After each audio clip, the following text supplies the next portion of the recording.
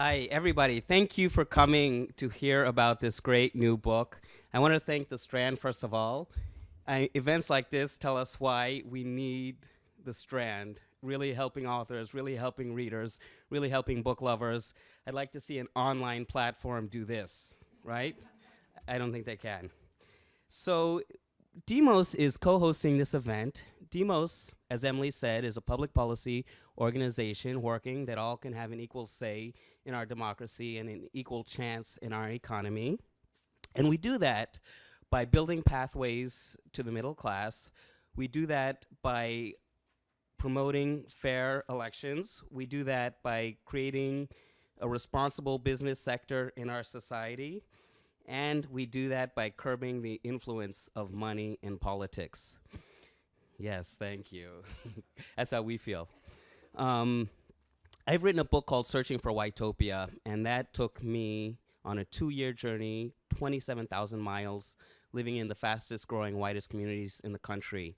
And if I learned anything, it is the thorniness and the minefields of racial debate in this country. And now in this moment, we find ourselves really in the sensational, gossipy elements of race. And in television also, we'll find ourselves debating, did Paula Deen really get along with her manservant? Or what is up with Duck Dynasty? How did he have these influences? But what Ian does is to contribute to the debate in a very deep and meaningful way with a book that is just beautifully and richly written. And the only thing I'll say about it before introducing Heather McGee is, if you just imagine two axes, on one axis is a wrecked middle class, on another axis is racial politics. You can imagine Ian's book telling us precisely how that's connected and why it matters to us, all of us. And so without further ado, to lead us in this conversation and to learn more is Heather McGee, who is Vice President of Policy and Outreach at Demos, as well as a frequent commentator on MSNBC.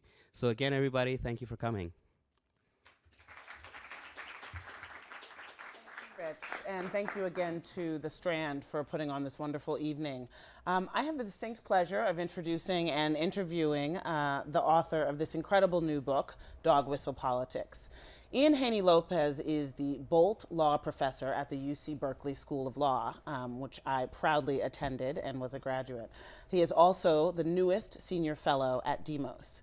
He's the author of the fantastic law book called White by Law, which you should all check out if you haven't.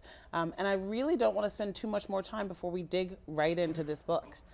So, Professor Lopez, I am going to pretend like I haven't read this book multiple times, which I have.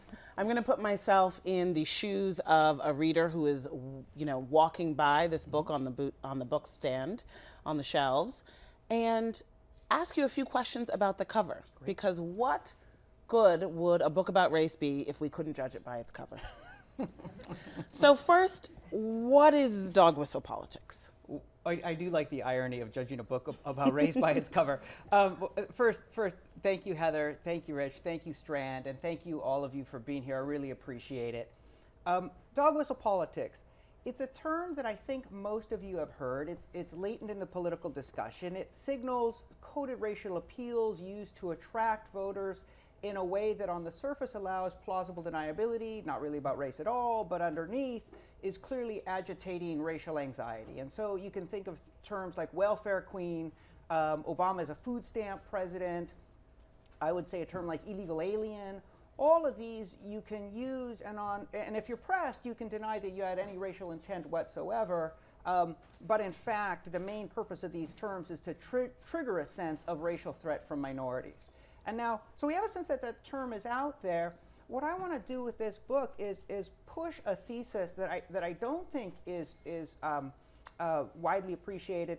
It's not just that dog whistle politics is out there in a vestigial way or a marginal way. What I'm saying is dog whistle politics is the primary way to understand the dramatic shift in the United States from being a country that embraced liberalism, that embraced the New Deal, to a country that now is quite conservative politically, and I'm including both Democrats and Republicans, So much so that many people refuse to say that they're liberals. That seems too radical, that seems too extreme. And I'm saying we need to figure out how that happened. And it's not the exclusive reason, but I do want to make a very strong claim. It's the primary reason. Coded race baiting is the primary reason the political spectrum has shifted remarkably to the right, away from New Deal liberalism, away from a government that's interested in the middle class, and towards a government that's mainly serving the rich. All right. So I'm going to stay with this cover idea for a minute. Again, I'm just walking by and I see something in red underneath dog whistle politics, and it's how coded racial appeals. What are you trying to do by signifying that right on the book cover? So coded racial appeals, here's what's important to realize.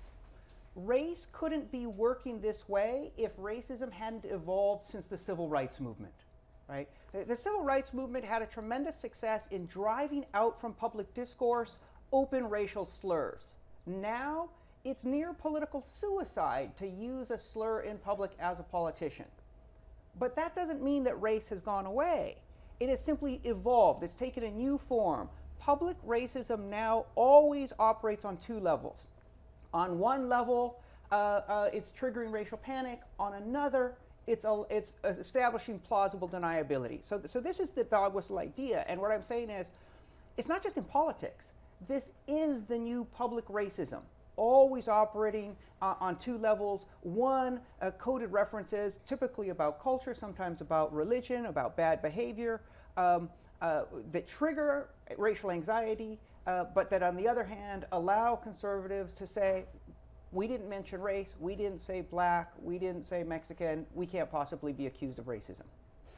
And that is that reinventing racism idea. Absolutely. And there's another piece in the book that you call common sense racism that I think is actually new to the lexicon. I'd love for you to talk a little bit about that. So well, Heather has actually jumped to, I think, the most difficult idea here, or not the most difficult, the most pressing. Here's the question. How is it that racism is working now to convince many white voters to support policies that are really quite bad for themselves, right? And let's frame it this way. In 2012, Mitt Romney promised that he would cut taxes for the rich, that he would further deregulate the economy even after the financial sector had imploded the whole economy, that he would slash social services in the midst of a tremendous economic crisis. And now, while it's true he lost, he did not lose among whites. Among whites, he won 3 out of 5 voters. Among whites, he carried every age cohort, including the young. He won among white men, he won among white women, and he won among white majorities in 46 states across the country. In the midst of an economic calamity, somebody promising tax cuts for the rich, slash social services for the rest of us, and a deregulated corporate marketplace won that percentage of votes. How did that happen? And so, and if the answer is race, then the next question is, but how can racism be working this way? And in particular, we should be clear, this is not a story of sort of hate every black person racism. This is not a story of bigotry. Right? I think some people caricature the Tea Party, caricature the Republicans by saying it's a nest of bigots. That's absurd. That's ridiculous. I think Tea Party folks, I think Republican folks, they're us. They're people who are out there in the economy trying to make their way forward, trying to understand what's happened to them, and there's this powerful narrative out there. And the narrative is, minorities are doing this to you. Minorities have hijacked government. Minorities are taking over the schools. Minorities are taking over the streets, and government won't protect you, right? And now, I know that narrative is wrong, and you know that narrative is wrong, but that narrative is powerful. Why is it so powerful? And here we come to this idea of common sense racism. How precisely does racism work? Racism, for a lot of us, is the confluence of 3 factors. It is a confluence of cultural beliefs, sort of stereotypes, norms, the things you see in the media. It is a confluence of structural factors. We have a society that has been structured in terms of racial divisions for hundreds of years, and that means it is built into our environment. And that means, and here let's be clear, New York, as you go from one area of New York to another, you will pass from white spaces into non-white spaces and back to white spaces, right? That's built into the environment. I mean, it can be built into elite universities, it can be built into prisons.